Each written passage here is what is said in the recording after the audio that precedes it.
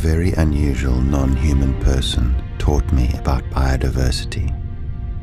She showed me the web of life that threads through the great African sea forest.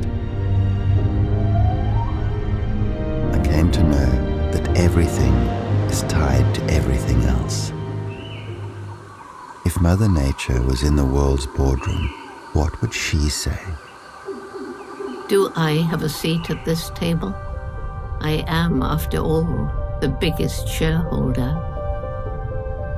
I ask all of you directors to see clean rivers as the veins in your bodies, oceans as the air that you breathe, and our beautiful landscapes as tapestries of hope.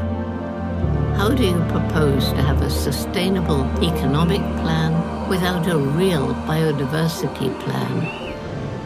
You cannot keep drawing down on me without getting into debt. A debt that threatens all life.